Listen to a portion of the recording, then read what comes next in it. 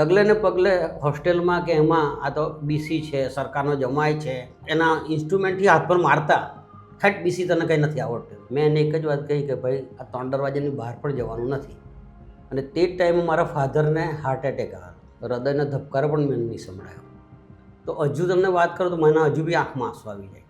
એક વખત મેં બોલી પણ દીધું કે ભાઈ કંઈ જ નથી એમ, કે પરિવારને સાચવવાનું, બાળકોને ભણાવવાનું. મારી આંખ સામે મેં જોયેલા હોય કે કેટલા સિરિયસમાંથી એ બચી ગયેલા હોય, એ બધું મને દેખાય. કેમ કે એ હું કોઈ સંજોગોમાં ભૂલી શકું એમ નથી. એ 0 સ્નેક બાઇટ ડેથ લાવવાનો મારો ટાર્ગેટ છે.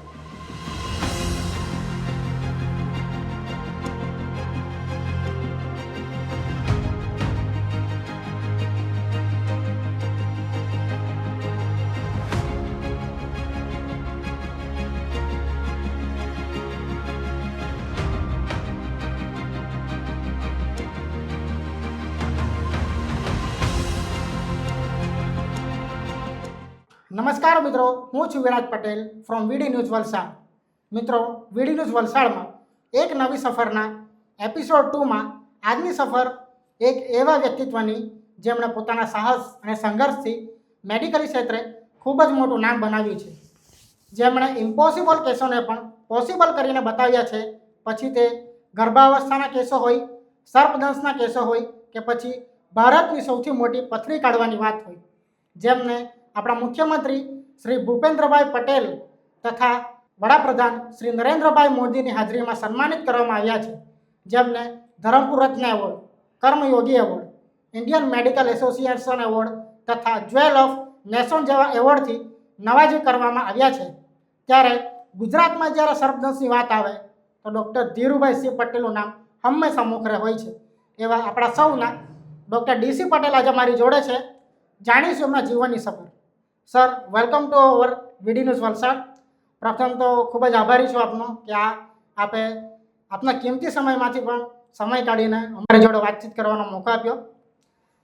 ડૉક્ટર ડીસી પટેલ એટલે એક સર્પદંશના વરિષ્ઠ ડૉક્ટર તથા સાઈનાથ હોસ્પિટલના કહી શકીએ તો એક મેન પિલ્લર છે, તથા ગુજરાતના એકમાત્ર સ્નેક રિસર્ચ સેન્ટરના ડાયરેક્ટર પણ છે. આ બધી માહિતી લોકો જાણે જ છે અને કદાચ ગૂગલમાંથી પણ મળી શકે, પરંતુ મને માહિતી મળી છે એ મુજબ એ જ ડૉક્ટર ડીસી પટેલનું બાળપણ, જે બાળપણમાં એઓ ચપ્પલ વગર પોતાની શાળાએ જતા, ચોમાસા દરમિયાન ચાલુ વરસાદમાં પણ ખાડીઓ ભરાઈ જતી તો અડધા પાણીમાં ડૂબીને પણ શાળાએ જવા પડતું. ત્યારે એ જ જાણવું જરૂરી છે કે આપનું બાળપણ કેવું હતું. પ્રથમ તો આપનો ખૂબ ખૂબ આભાર. મારો જન્મ ગામ ખેરલાવ, તાલુકો પારડી, જિલ્લા વલસાડમાં થયેલો છે. અને નાનપણમાં જ મને યાદ છે ત્યાં સુધી હું ખૂબ જ રમતિયાળ અને તોફાની હતો. પ્રાથમિક શાળાનું શિક્ષણ મેં ખેરલાવ પ્રાથમિક શાળામાં લીધેલું. ત્યારે આપે જે વાત કરી તેમ ચપ્પલનો તો કોઈ સવાલ જ નહીં મળે. સપનામાં પણ નહીં આવે કે આપણે હું ચંપલ પહેરીશ એવું. અને કદાચ આખું વર્ષ એકાદ જ જોડી કપડાંથી ચલાવવાનું હોય તો સ્કૂલમાં જવાનું, અને આવતી વખતે જ લગભગ હું લેસન રસ્તામાં જ કરીને આવતો. કારણ કે એક પરિસ્થિતિ પણ એવી હતી અમારી આર્થિક પરિસ્થિતિ, મા બાપ પણ ખૂબ સંઘર્ષ કરેલો છે મારા મા બાપે. તો ઘરમાં પણ અમારે ખૂબ મદદરૂપ થવું પડતું. જેવી રીતે ગાય ભેંસને ચારો નાખવાનો, એમને આપણે દૂધ પણ દોવાનું, દરેક જાતનું અમારે મદદરૂપ થવું પડતું. એટલે શિક્ષણ કાર્ય પણ લેસન તો હું રસ્તે જ કરીને આવતો. એ રીતે પ્રાથમિક શાળાની વાત થઈ. ત્યાર પછી જે સેકન્ડરી સ્કૂલ એ પરિયા હાઈસ્કૂલમાં મેં લીધું. અને ત્યારે પણ આર્થિક પરિસ્થિતિ એવી જ હોય એટલે ઘાસમાંથી પાળ પરથી જવાનું, વગર ચંપલે જવાનું. આપણે સાથે તો એક બક્કલ રાખવાની જેથી કાંટો બેસે તો કાઢી નાખવાનો. અને નાના નાના ખનકા આવતા તો એક હાથે તરીને જવાનું અને એ જ પાછું ખેતીમાં મદદરૂપ થવાનું. એ રીતે પણ ભણવાનું પહેલેથી જ મારું ખૂબ જ મોટું લક્ષ્ય હતું કે ભણવામાં હું જરા બી આળસ નહોતો કરતો. અને મને તે ટાઈમે સક્સેસ પણ સારો મળતો. જેવી રીતે એક બે એક્ઝામ્પલ આપું તો હું પરિયા હાઈસ્કૂલમાં ભણતો ત્યારે અમારા જે ભૂમિતિના અને મેથ્સના જે ટીચર હતા તે ખાલી એક પ્રમેયની પ્રતિજ્ઞા કહેવાય એ બોર્ડ પર લખતા અને પછી મને કહે કે ધીરુ આ સાબિત કરી બતાવે. એટલે આખો પ્રમેય મારે સાબિત કરવાનો અને હું એ રીતે સાબિત કરતો કે ગોખવાનું નહીં, એ લોકોને બીજા બાળકોને સમજાવતું ગોખવાનું નહીં, એ જે પોઈન્ટ પ્રમાણે સાબિત કરવાનું તે પ્રમાણે સાબિત કરતો. એ જ રીતે રાઇડર સાબિત કરવાનું મને જ કહેતા સર. એ જ રીતે ઇંગ્લિશના ટીચર એક હતા, તે એમાં બોર્ડ પર લખતા કે ભાઈ ધીરુભાઈ ઈ ક્લેવર સ્ટુડન્ટ ઇન અવર ક્લાસ, તો ચેન્જ ધ ડિગ્રી એટલે સુપરલેટિવ ડિગ્રી બનાવવાનું હોય તો એ મારા નામનો ઉલ્લેખ ત્યારે કરતા એ લોકો એમ. એટલે મને ખૂબ ગમતું. અને તે ટાઈમે હું અમારી ઓલ્ડ એસએસસી હતું ત્યારે વાપીએ એક્ઝામ આપેલી અને ત્યારે હું નંબર પહેલો મારો આવેલો. એ રીતે મારું બાળપણ હતું. સર તે સમયે ડૉક્ટર બનવાની તો વાત જ દૂર એક, પરંતુ 10મા સુધી પણ ભણતર થાય તો બહુ મોટી વાત, અને એક આદિવાસી છોકરા માટે આ લેવલ સુધી પહોંચવું એટલે તો બહુ જ એક રેર કેસમાં થઈ શકે. તો ત્યારે એ જાણવું પણ જરૂરી છે કે સર ભણતર સમયે આમ જાતિવાદનો સામનો થયો તમારો? ભણતર સાથે જાતિવાદનો જો સંઘર્ષ મેં જે કરેલા છે ને, તો હજુ તમને વાત કરું તો મને હજુ બી આંખમાં આંસુ આવી જાય. હાઈસ્કૂલ સુધી તો મને જાતિવાદ જેવું કંઈ અનુભવ નહીં થયેલો, કારણ કે ત્યારે તો હું મારી જાતને એવું ફીલ કર્યું કે આપણી જ જાતિ સુપર છે. કારણ કે અમારા જે હાઈસ્કૂલના બીજા છોકરાઓ ભણવા આવતા ને ઉજળિયાત ને બધા, એની કક્ષાએ તો હું ખૂબ જ આગળ હતો. એટલે મને એમાં કંઈ એવું મનમાં ફીલ જ નહીં થયેલું કે ભાઈ જાતિવાદ જેવું છે, કારણ કે અમે જ સુપર હતા. પણ ખરો જાતિવાદનો અનુભવ સુરત કોલેજમાં ગયા પછી થયો, ભયંકર. પ્રી સાયન્સની અંદર હું વાત કરું ત્યારે અમારા મેથ્સના ટીચર બોર્ડ પર લખતા કે ભાઈ A+B = BC કે એવું બધું સમજાવે એમ. તો ત્યારે એક છોકરો હતો ઊભા થઈને BC એટલે બેકવર્ડ ક્લાસ એવું જોરથી બોલે, પણ ટીચરની પણ હિંમત નહીં કે પેલાને રોકવાની. એવું અમે સહન કરતા. ડગલે ને પગલે હોસ્ટેલમાં કે એમાં આ તો BC છે, સરકારનો જમાય છે, એવા અમારે મહેનતોણા સહન કરવા પડતા. પછી મેડિકલ કોલેજમાં તો ખૂબ જ સહન કરવું પડતું એમ, કે જાણી જોઈને ફેલ થવાનું એ બધું કોમન હતું એમ. ત્યાર પછી હું MS કરતો ત્યારે એમાં એક ડેઝર્ટેશન આપતા હોય છે, અમારે કરવાનું હોય. તો મારા સિનિયર સાથે બહુ સારા સંબંધ, એટલે એણે અમારા ટીચરને કીધું કે સાહેબ ધીરુને પણ ડેઝર્ટેશન આપી દે, કેમ કે મારા કલીગને આપી દીધેલું હતું. તો કે હેટ એ તો BC છે, એને તું એક્ઝામના આગલા દિવસે ડેઝર્ટેશન આપીશ અને તેમાં ટ્રાયલ લાગે અને પછી હું 7 ટ્રાયલ લગાવીશ, એવું મારે મોડે કહેતા એમ. પછી ઓપરેશનમાં આસિસ્ટ કરવાનું હોય તો પેલા એના ઇન્સ્ટ્રુમેન્ટથી હાથ પર મારતા, હેટ BC તને કંઈ નથી આવડતું, તમને મારતા આંગળી પર. એટલે એક એટલું બધું સહન કરેલું ને. પણ હું એક વખત મેં એવું ડિસિઝન લીધું કે સુરતમાં ગયો અને પાસપોર્ટ બનાવી લીધો અને ડેવલપિંગ કન્ટ્રીમાં જતા રહેવાનું, ત્યાં સર્વિસ કરવાનો નિર્ણય લીધો. પરંતુ મેં આવીને વાત કરી મારા વાઈફને કે આવી રીતના થાય છે ને આ પાસપોર્ટ મેં બનાવ્યો છે, હું જતો રહેવાનો. તો મારા વાઈફ રશ્મિએ મને કીધું કે ના ના, એ બધું થોડુંક અત્યારે સહન કરો, આપણે MS પૂરું કરવાનું છે. એવું એમણે બહુ જોરદાર રીતે મને પેલું શું કહેવાય મોટિવેશન આપ્યું. એટલે હું પાછો ચાલુ થઈ ગયો. એટલે આ રીતના જાતિવાદનો સંઘર્ષ ત્યાં નથી પૂરો થતો, ધરમપુર આવ્યા પછી પણ અનુભવ ખૂબ થયેલા અને હજુ કોઈ વાર થાય છે. અચ્છા, એ ખેડૂત પુત્ર અને આદિવાસી તરીકે ડૉક્ટર બનવાનું સપનું ક્યાંથી આવ્યું? અને જ્યારે તમે એક ડૉક્ટર બનવાનું સપનું જોયું તો કોઈક તેવું એક પિલર, એક પોઈન્ટ ઓફ એક પર્સન હશે કે જેણે તમને ઘણો એવો સાથ આપ્યો, ઘણો એવો ધક્કો આપ્યો આ જર્નીમાં? એમ તો હું પોતે ખેડૂત, એટલે મને છે ને ખેતીનું દરેક કામ આવડે. ત્યારે પણ મેં ઇવન હું મેડિકલ કોલેજમાં ગયો ત્યાં સુધી પણ ઘરે આવતો ત્યાં સુધી હું હળ હાંકતો, તે બી પાડાવાળું હળ હાંકતો. ભાત કાપવાનું, ઘાસ કાપવાનું, દરેક કામ કરતા. કેરી બેડવા જવાનું, ઝાડ પર જઈને ઉપર ચડીને, ત્યારે લાલ કીડી કટતી તો ઉપરથી પડી પણ ગયેલા છે. એવું કયું કામ નહીં મળે કે નથી આવડતું. બધું જ કામ ખેતીનું કરેલું છે અને અત્યારે હું ખેતીનું કામ કરું છું આજની તારીખે. અને તમે કહો છો કે ડૉક્ટર બનવાનું સપનું અને મોટિવેશન કેવી રીતે મળેલું, એ ખાસ એવું પહેલી જ વાત આપણે કરી તેમ ડૉક્ટર જ બનશે એવું તો કોઈ મનમાં વિચાર પણ નહોતો. પણ એમ પેલું આપણી પાસે ત્યારે નિબંધ એક લખાવતા કે ભાઈ શું તમારે બનવું, ડૉક્ટર બનવું કે વકીલ, ત્યારે હું પહેલેથી ડૉક્ટર બનવાનું જ સપનું લખતો નિબંધ. એટલે એક એમ મનમાં હતું ખરું કે ડૉક્ટર બનવાનું એમ. અને પ્રી સાયન્સ પાસ થયા પછી આપણે લાઈન ચેન્જ કરવાની હોય. એમાં મોટિવેશન જે હતું તે મારા મોટા ભાઈ ડૉક્ટર કેસી પટેલનું હતું. એમણે બાઈ એકદમ જોરદાર રીતે મને કીધું કે તારે મેડિકલમાં જ ભણવાનું છે. એમણે જ બધું કરેલું, ફોર્મ બી લઈ આવ્યા, ભર્યું બી, એમણે બધું જ કર્યું. એમ તો મારી ઈચ્છા એન્જિનિયરિંગમાં વધારે હતી, તો એન્જિનિયરિંગમાં તો મેં ફોર્મ ભરેલું અને ફી પણ ભરી દીધેલી. પછી મારા ભાઈએ પાછું કીધું ના તારે ડૉક્ટર બનવાનું છે. એટલે એક મોટા ભાઈનું મોટિવેશન હતું. અચ્છા, તમે એક વિદ્યાર્થી તરીકે કોલેજ લાઈફની જર્ની લાઈફ ટાઈમ મેમરી ઘડી દેતી હોય છે. ત્યારે તમે કીધું સુરત મેડિકલ કોલેજમાં જાતિવાદનો ઘણો સામનો કર્યો, પણ બીજા કોઈ એવા અનુભવ જે સુરત મેડિકલ કોલેજમાં તમારા થયા હોય? સુરત મેડિકલ કોલેજમાં એમ તો ત્યાં પણ છે ને મને એક મારું આખું ટર્નિંગ પોઈન્ટ આવેલું કે પ્રી મેડિકલની અંદર એમ બધું ભણાવતા તે હવામાં જ જતું હતું. એટલે પહેલી વખત મેં એક્ઝામ આપી પ્રી મેડિકલની, તો અમુક સબ્જેક્ટમાં સિંગલ ડિજિટમાં માર્ક આવતા. જેવી રીતે ફિઝિક્સમાં 107માંથી 7 માર્ક ખાલી 7, હા. પછી કંઈક કેમેસ્ટ્રીમાં કંઈ 27 માર્ક, બાયોલોજીમાં કંઈ કેમેસ્ટ્રીમાં 14 માર્ક, બાયોલોજીમાં 27 માર્ક, એ રીતે આવ્યા.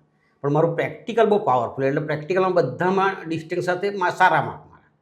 એ મને એકવાર યાદ રહી જાય તો હું ભૂલતો જ નહીં પ્રેક્ટિકલ. પણ થિયરીમાં આ રીતના થતું. કદાચ મીડિયમ બદલાયું હોય, ગુજરાતીમાં ઇંગ્લિશ, એ પણ એક અંદર એ પણ એક ભાગ હતો.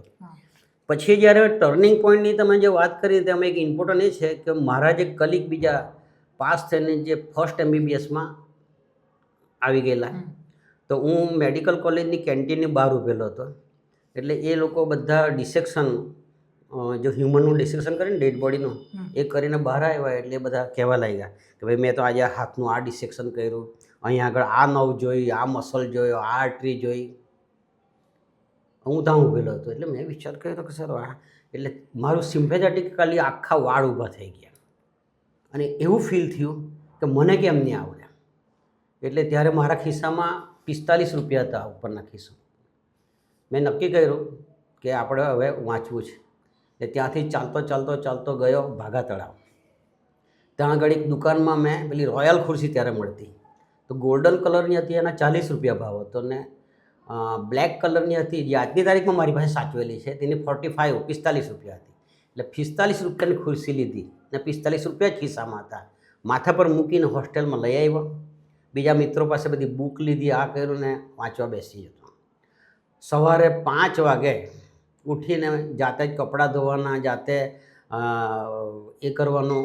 ઇવન રસોઈ પણ જાતે હોવાની મારે બનાવવાની. બપોરની રસોઈ મારો પાર્ટનર બનાવતો અને હું આ 2 કલાકમાં કામ પતાવીને 7 વાગે ખુરશીમાં બેસી જતો. પછી ત્યાંથી શરૂ કરું તો ખાલી ખાવા માટે ઉઠવાનું, પાછું ખુરશીમાં. એ રીતે રાત્રે કોઈ વખત 1 વાગે 2 વાગે સુધી વાંચ્યા કરવાનું. પછી તો એટલું બધું વાંચી કાઢ્યું ને, પછી મને પેલા બુકના પાના જેવું ને એ મને સપનામાં દેખાય કે આ પાના પર આ લખેલું છે, આ પાના પર આ લખેલું છે. એક્ઝામ આપવા ગયા તો હું તો બીજા અમે 18 જણા ફેલ થયેલા. બધા બુક લઈને આવતા, હું બુક વગર જ જતો, ખિસ્સામાં જે કંઈ પેન લઈને, અને બધામાં ડિસ્ટિંક્શન માર્ક આવેલા. અને એ જ મહેનત મેં ચાલી રાખી. એટલે ફર્સ્ટ MBBS અમારે એનાટોમીમાં હાઈએસ્ટ માર્ક, યુનિવર્સિટીમાં 2nd આવેલો. એ રીતે પ્રોગ્રેસ ચાલુ રહેલો. અચ્છા સર, મેડિકલ કોલેજ પછી તમે ઘણી જગ્યાએ સેવા આપી, જેમ કે સેલવાસ. પછી મેડિકલ કોલેજ બીજું એક કહેવાનું રહી ગયું. ત્યારે હું PG કરતો ને પોસ્ટ ગ્રેજ્યુએશન, ત્યારે અમારું association, Surat association of resident ડૉક્ટર્સનો હું પ્રેસિડન્ટ 3 વર્ષ સુધી રહેલો. એમાં ઘણા બધા કામો કરેલા. એક માહિતી મને એ પણ મળી હતી કે કંઈક તમારા સરના વાઈફને સારા કરવા માટે પણ તમારો કંઈ મોટો ફાળો હતો. એટલે આશીષ કરો મને લઈ જતા મારા સર. કોલેજ લાઈફ પછી ઘણી જગ્યાએ તમે સેવા આપી, જેમ કે સેલવાસ છે, મુંબઈ હિન્દુજા, પછી લીમઝર. ત્યારે લીમઝર ખાતે તમારો સેવાનો આમ ઘણો સમય પસાર થયો. તો લીમઝરમાં તમારા સેવાના કંઈ અનોખા અનુભવો? સેવાની વાત કરીએ તો આપણે એક 2 પોઈન્ટ ઉમેરું. MS પાસ કર્યા પછી હું મુંબઈ ગયો, હરકિશન હોસ્પિટલમાં ત્યાં એ કર્યું. ત્યાંથી પછી હું વિચાર કર્યો કે હવે આપણે વતન તરફ, કેમ કે મારો પહેલેથી ધ્યેય એ હતો કે મારા આદિવાસી વિસ્તારમાં જ મારે કામ કરવાનું, એ મારો પહેલો ઉદ્દેશ જીવનનો હતો. અને સર્પદંશની સમસ્યા નાનપણથી મેં જોયેલી. એક 9મા ધોરણમાં હતો ત્યારે એક અમારા વડીલ ગુજરી ગયેલા, એટલે એક સ્નેક બાઇટ મારા મગજમાં ત્યારનું એકદમ ઘર કરી ગયેલું. ને સ્નેક બાઇટ માટે જ મેં નિશ્ચય લીધો કે મારે ગ્રામ્ય વિસ્તારમાં કામ કરવું છે. એટલે શરૂઆત કરી મેં સેલવાસ વિનોબા ભાવે હોસ્પિટલ, અત્યારે નમો હોસ્પિટલ છે, એ જે પહેલે કોટેજ હોસ્પિટલ બોલાય ત્યાં, ને ત્યાંથી સર્પદંશની સેવા એ ચાલુ થયેલું. પહેલો કેસ આવેલો સોસ્કેલ વાઇપરનો. ત્યાર પછી લીમઝર ક્લાસ 1 તરીકે સર્વિસ લાગેલી, ત્યાં ગયો. ત્યાં પણ સ્નેક બાઇટના કેસીસ આવતા. અને ત્યાં આગળ એ એવું હતું કે મારા સ્વભાવ પ્રમાણે હું બીજા જે અમારા મેડિકલ ઓફિસર કરતા એ લોકો ક્વાર્ટરમાં રહેતા, પણ હું કોઈ દિવસ કોઈને તકલીફ આપવા નહોતો માગતો. એટલે હું ને મારા વાઈફ એક નાનું હરખું લેપ્રોસની વોર્ડ હતો કે જેમાં ખાલી બાથરૂમ પણ નહીં, બાથરૂમ તો બહાર જ અમે પેલું કટકું વીંટાળીને બનાવે ને દેશી, તે રીતે બનાવ્યું. એક ટોયલેટ હતું અને એ જ વોર્ડમાં અંદર પ્રાઇમસ મૂક્યું, ત્યાં જ બનાવવાનું, ખાવાનું, ત્યાં જ ઊંઘી રહેવાનું. એક વાત એવી સ્થિતિ થઈ કે વરસાદ આવ્યો તો મારી બેગ ને ગાદલાને બધું પલળી પણ ગયેલું. અને જ્યાં આગળ 5ની કે ઓપીડી હતી તે ઓપીડી પછી અમે 500 સુધી લઈ ગયેલા. ઓપરેશન થિયેટર ચાલુ કર્યું મેં, એક્સરે મશીન ચાલુ કર્યું, ખૂબ જ કામ કરતા ત્યાં લીમઝરમાં. અચ્છા, ત્યારબાદ તમારું પહેલું સર્ચ કહીએ તો ખેડૂત સંઘ પાસે આપણી જૂની સાઈનાથ હોસ્પિટલ, ત્યાંના કંઈ અનોખા અનુભવો? મેં 1990માં 15/4/1990માં મારી પ્રાઇવેટ હોસ્પિટલ ખેડૂત સંઘની બાજુમાં ચાલુ કરી. અને ત્યારે તો એકદમ લો કોઈ પણ જાતની ફેસિલિટી વગર કામ કરવાનું. જેવી રીતે કે ચલો ભાઈ, ડિલિવરીનો પેશન્ટ આવ્યો હોય અને સીઝર લેવાનું હોય તો કોઈ એનેસ્થેટિસ્ટ ના આવે. એટલે એ તો પહેલેથી જ હું જાતે એનેસ્થેસિયા આપીને જ કામ કરતો હતો, પણ અહીંયા જાતે જ એનેસ્થેસિયા આપીને સીઝર કરતો. બીજા ઓપરેશન પણ જાતે એનેસ્થેસિયા આપીને કરવા પડતા. બ્લડ વ્યવસ્થા નહીં, ટેલિફોન પણ નહીં. એ અમારું સર્જિકલ ભાગ જુદો છે. પણ આપણે સ્નેક બાઇટને જો કન્સન્ટ્રેટ કરીએ તો એક લુહેરીથી એક પેશન્ટ આવ્યું, બહાર સુવડાવ્યું હોય, એમણે કીધું કે ભાઈ આ કંઈ કરડેલું છે એમ જનાવર. એટલે મારે પેલું જિજ્ઞાસા હતી ને સ્નેક બાઇટની, હું ત્યાં જ બેસી રહ્યો. ને પેલો લાવનાર ભાઈ મને કહે કે હું ડુંગળી લઈ જવાનો છું. મેં એને એક જ વાત કહી કે ભાઈ આ 3 દરવાજાની બહાર પણ જવાનું નથી, કેમ કે શ્વાસ બંધ થઈ જશે અને મને ખબર છે. એટલે પછી તહારું કરો એમ. અને એનું નામ ધાકલ હતું ને તે બી સર્વાઈવ થઈ ગયો. પછી ઘણા બધા આ રીતે ચાલુ થયા, પણ ઓછી કમ ફેસિલિટી, એટલે કે ઓક્સિજન નહીં, મોનિટર નહીં, એમાં કામ કરવાનું હતું તે ટાઈમે. એમ તો મને માહિતી મળી મુજબ કોઈ લેડી પણ આઈ થિંક હતી, પ્રેગ્નન્ટ લેડી, તે ટાઈમે તમારે જૂની સાઈનાથમાં તેને એડમિટ કરવા માટે પણ જગ્યા નહોતી અને તમારે બહાર હોસ્પિટલની બહાર એને રાખીને સારવાર આપવા પડી. એ તો બધા ઘણા બધા પ્રસંગ છે એવા એમ કે ભાઈ જગ્યા નહીં હોય, પછી બહાર રાખવાનું, એક ખાટલા પર 2 જણને મૂકવાના, બરાબર. એ તો કેમ કે 15 બેડની હોસ્પિટલને ખૂબ બધા આવતા, એટલે આવું બધું તો રોજબરોજનું થઈ ગયેલું હતું એમ. સ્નેક બાઇટમાં જે તમારું જે એક અલગ પહેચાન છે, એક નામ છે, ત્યારે એવા ઘણા કેસો બન્યા હશે કે એકદમ તમને ઇમ્પોસિબલ લાગે સ્નેક બાઇટ માટે, તો પણ તમે પૂરી કોશિશ કરીને એને પોસિબલ બનાવી, એવા કેસો? સ્નેક બાઇટમાં જે એકદમ માનો કે આ દાખલા આપવા બેસું ને મારે 7 દિવસ સુધી આ જ વાત તમને કર્યા કરે, પણ એકદમ ફ્યુ દાખલા આપું, ઓછા. એક દાખલો તો એવો, એક 8 મહિનાનું બાળક હતું અને હું મારા કન્સલ્ટિંગ ટેબલ પર સૂતેલો હતો. સવારે 7 વાગે લાવ્યા, એકદમ શ્વાસ બંધ જેવા જ થઈ ગયેલા અને એક જ વાત કરી કે એક રાતના ન્યુમોનિયા થઈ ગયો. પણ મેં મારું નિદાન કરી નાખ્યું કે એને મન્યાર એટલે કોમન કેટ થયેલું છે અને તરત એને કૃત્રિમ શ્વાસ નળી નાખીને શ્વાસ ચાલુ કર્યા. વેન્ટિલેટર કે એવું કંઈ હતું નહીં, એટલે બેગથી દબાવવાનું અને 24 કલાકમાં આ ધાવણ લેતો થઈ ગયો. એવા જ ઘણા બધા કેસીસ કે જે એમ મેમોરેબલ કહેવાય એમ. એક જણને તો એક લેડીને તો આપણે કોડ કહીએ ને, ઢોર જ્યાં બાંધે ને, ત્યાં ડિલિવરી કરાવતા હતા. તો ડિલિવરી કરાવતા હતા તો બહારથી એક ફોડસું દોડી આવ્યું અને એના ત્યાં આગળ બાઇટ્સ કરી એના કરડી ગયું, તો ખૂબ લોહી નીકળતી હાલતમાં લાવ્યા. એટલે પછી એની સારવાર કરી, ડિલિવરી પણ કરાવી, બંને જણા બચી પણ ગયા, આજની તારીખમાં પણ છે. એવા અસંખ્ય બધા બહુ જ દાખલા છે. માનો કે કોબરા બાઇટની વાત કરું તો અત્યારે પણ એક બાળક છે, એ હું બહાર સમહાવ ઊભેલો જ હતો ફોર્ચ્યુનેટલી મારા કન્સલ્ટિંગ દરવાજા આગળ, એક બીજું સિરિયસ પેશન્ટ હતું. એટલે એક જણો ઉંચકીને લાવ્યો બાળક, મેં જોયું તો એની નાડી નહીં, શ્વાસ નહીં, અંદર લીધું તો હૃદયનો ધબકારો પણ મેં નહીં સંભળાયો. એક વખત મેં બોલી પણ દીધું કે ભાઈ કંઈ જ નથી એમ, છતાં અમે કોશિશ કરી, બધું ચાલુ થઈ ગયું ને અત્યારે સારો છે. એવા ઘણા બધા દાખલા છે. અચ્છા, આ બધાની પાછળ સર એક વસ્તુ એ સવાલ ઘણો ઊભો થાય એક એઝ અ ડૉક્ટર તરીકે કે જ્યારે પેશન્ટને સાચવવાનો હોય, કોઈનો જીવ એક જોખમમાં હોય ત્યારે તમારા વગર કદાચ એ શક્ય બની જ ના શકે. ત્યારે એક તરફ ડૉક્ટરની ફરજ અને એક તરફ પિતાની ફરજ કે પરિવારને પણ સમય આપવો જરૂરી છે, ત્યારે બંને ફરજ કઈ રીતે નિભાવી શકાય? એ બધું આપણે સમયનો ભાઈ કરવું પડે એમ. ખાલી એક દાખલા હાથે તમને કહેવું કેવી રીતે નિભાવાય હતી. લગભગ 1994ની વાત હશે, ત્યારે એક છોકરીને કોબરા બાઇટ થયેલો અને મારી પાસે વેન્ટિલેટર કે એવું કાંઈ નહીં, અમે એમ ખાલી બેગથી દબાવીએ, અંબુ બેગ કહેવાય એને. અને તે જ ટાઈમે મારા ફાધરને હાર્ટ એટેક આવેલો. એને વલસાડ મેં એમને એડમિટ કરેલા. તો ત્યાં આગળ પછી ડૉક્ટરનો ફોન આવ્યો રાત્રે મને કે ધીરુ, આ પપ્પાને બીજી વાર પાછો એટેક આવ્યો છે અને હવે બચાવવા મુશ્કેલ છે, તમે જલ્દી આવી જાઓ. એટલે મારે માટે એક બાજુ પેલું જે પેશન્ટ હતું છોકરી કોબરા બાઇટની, જેને હું જાતે દબાવતો હતો, અને એક બાજુ મારા ફાધર. આ નિર્ણય આપણો લેવો ખૂબ અઘરો હતો.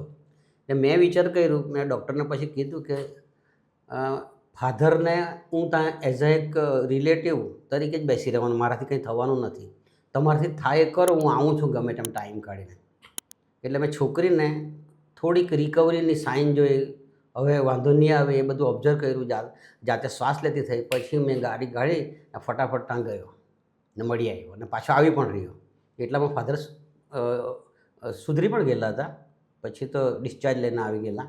એટલે એવી કન્ડિશન ઘણી બધી થયેલી એમ કે પરિવારને સાચવવાનું, બાળકોને ભણાવવાનું અને સાથે આ કામ કરવાનું.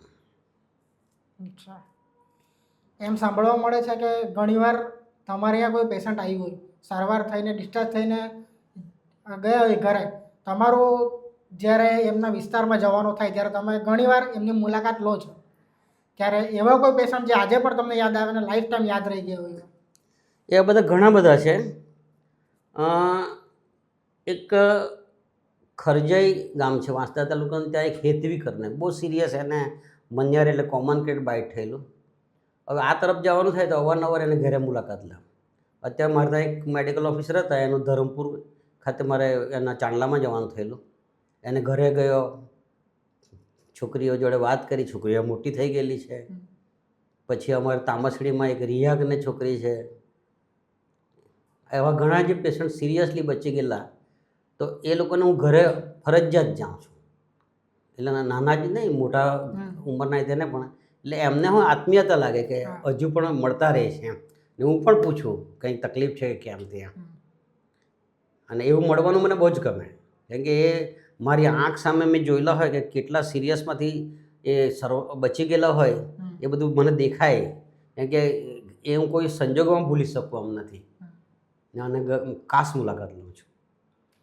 અચ્છા સર, આપણું ગુજરાતનું એકમાત્ર સ્નેક રિસર્ચ સેન્ટર જ્યાં તમે પોતે ડાયરેક્ટર છો, ત્યારે એ સેન્ટર વિશે થોડી માહિતી આપો અને એ સેન્ટર લોકો માટે કઈ રીતે ઉપયોગી થશે? એમાં હવે ધારો કે મારા 1900 એમ જોવા જઈએ તો 87થી હું સ્નેક બાઇટની સારવાર કરું છું. હવે એ અનુભવ પ્રમાણે મેં વર્ષોથી, એટલે પહેલાંથી જ લગભગ 1995ની આજુબાજુમાં, ત્યારે એમ મને અનુભવ થતા કે કોઈ વખતે શું થાય કે એના જે એન્ટીડોટ એન્ટી સ્નેક વિનામ ઇન્જેક્શન કહેવાય ને, તે આપવા છતાં પણ પેશન્ટના મૃત્યુ થતા. અને એ બહુ લાંબુ ના કહેવું તો અત્યારે જે એના માટે પણ ઝેર જોઈએ ને, એ ઝેર ખાલી તામિલનાડુમાંથી મળે, તો તે ઝેરમાંથી આ ઇન્જેક્શન તે ઝેર ઘોડામાં આપવામાં આવે અને ઘોડાના લોહીમાંથી આ ઇન્જેક્શન બને પ્લાઝમામાંથી, ને જે સારવાર માટે વપરાય. એટલે એક જ જગ્યાએના જે ઝેરમાંથી આ બનતા હોય એટલે એ ઘણીવાર અસરકારક ના હોય એમ. કારણ કે સ્નેકના જે ઝેર જે ખરા ને એની જે માણસ પર જે ઇફેક્ટ ખરી એ પણ અલગ અલગ વિસ્તારમાં એક જ સ્પેસીસના અલગ અલગ હોઈ શકે. એટલે હું સરકારને ખૂબ રજૂઆત કરતો કે ભાઈ રિજન સ્પેસિફિક એન્ટી સ્નેક વિનમ હોવા જોઈએ. એના માટે કે રિજન વાઇઝ વિનમ કલેક્શન સેન્ટર, એટલે ત્યાં ઝેર કાઢવામાં આવે ને એ ઝેરમાંથી ઇન્જેક્શન બને ને એ ઇન્જેક્શન જે તે વિસ્તારમાં વપરાય તો એની અસરકારકતા ખૂબ વધી જાય અને મૃત્યુદર કદાચ 0 સુધી પણ આપણે લાવી શકીએ. સરકારે મારી વાત માંગણી અને હું એમ કહું તો ખોટું નહીં મળે, મને કહેવામાં આવેલું એટલે કે 2020માં સ્નેક રિસર્ચ ઇન્સ્ટિટ્યૂટ એટલે સર્પ સંસ્થાની સ્થાપના કરવામાં આવી, વન વિભાગના અંડરમાં આવે અને એમાં હું વાઇસ ચેરમેન લાઈફ ટાઈમ છું અને મારા ખાતર ખાલી ધરમપુર ખાતે માલન ખાડા પાસે આ કાર્યરત છે. અત્યારે એમાં અમારી પાસે 460 જેટલા સ્નેક તંદુરસ્ત હાલતમાં છે. પાવડર બનીને તૈયાર છે એટલે લાઇફલીઝ વિનમ કહેવાય તે બનીને તૈયાર છે અને એક કંપનીને એ હમણાં આ અઠવાડિયે જ અમે આપી પણ દઈશું અને બીજો પાવડર બનાવવાનો પણ ચાલુ થઈ જશે. ખૂબ સરસ સર, આપની જે જર્ની છે એ જોઈને ખરેખર એક પોઝિટિવિટી મળે છે અને જ્યારે તમારી સામે બેઠો છું ત્યારે તમારી જે ફિટનેસ જોઈને એક વિચાર આવે છે કે કદાચ તમારી ઉંમરે સુધી તો આ જનરેશનમાં અમે કદાચ જીવીશું પણ નહીં કદાચ. ત્યારે એ જાણવું જરૂરી છે કે આટલી ફિટનેસ આટલી ઉંમરે કઈ રીતે? ફિટનેસની તમે વાત કરો તો સૌથી અગત્યની વસ્તુ એ છે કે તમારો ડાયટ એટલે ખોરાક. હંમેશા હું ઠંડા પીણા બહારનું ખાવાનું એ બધું હું ટાળું છું. સિવાય કોઈ વાર બહાર જવાનું થાય તો પણ અવેલેબલ હોય તો ખાલી સાદી ખીચડી કે એવું જ ખાવાનો આગ્રહ રાખું. અહીંયા આગળ બી મારું ખાવાનું જુવારનો રોટલો, નાગલીનો રોટલો, સાદું શાક, એટલે ખોરાક ખૂબ અગત્યની વસ્તુ પહેલી વસ્તુ. બીજી વસ્તુ છે કે આ તમારે તંદુરસ્તી જાળવવા માટે દરરોજની એક્સરસાઇઝ.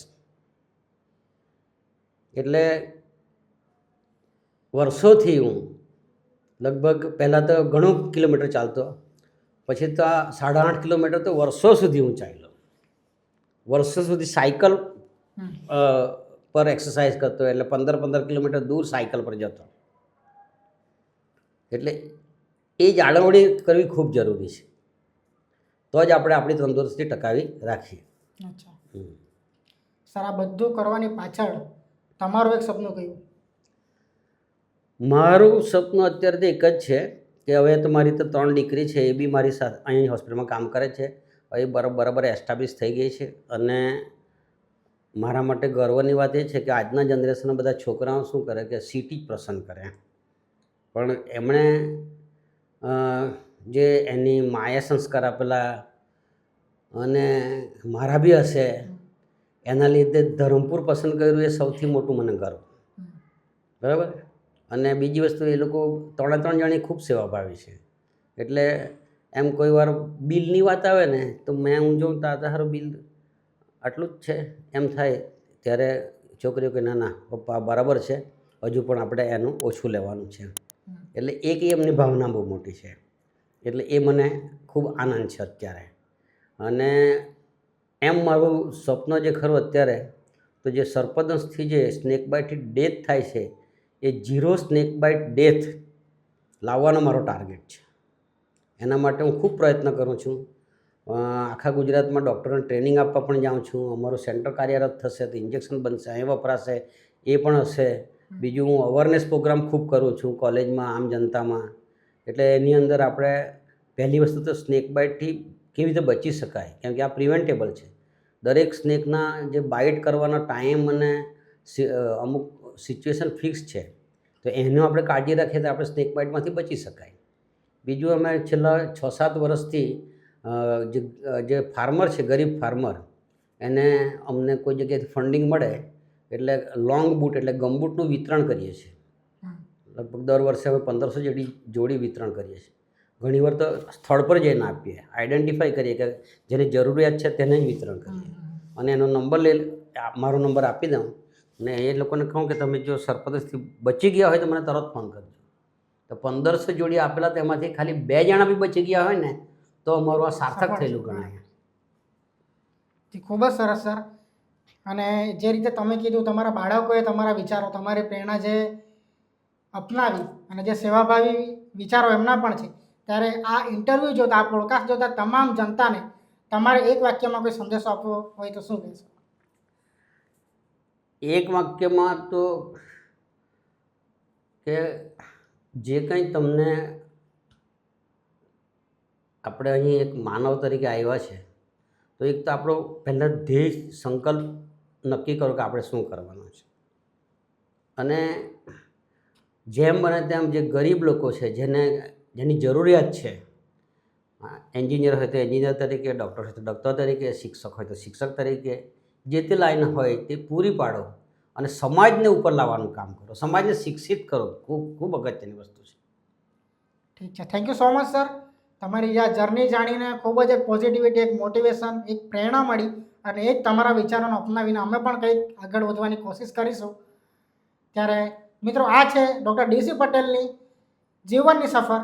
હવે પછી તમે કોની સફર જોવા માંગો છો જરૂરથી કોમેન્ટ કરજો. ચેનલને લાઇક, શેર અને સબસ્ક્રાઈબ કરજો, જેથી આપણે સાથે મળીને આ સફરને જારી રાખીશું. Thank you so much.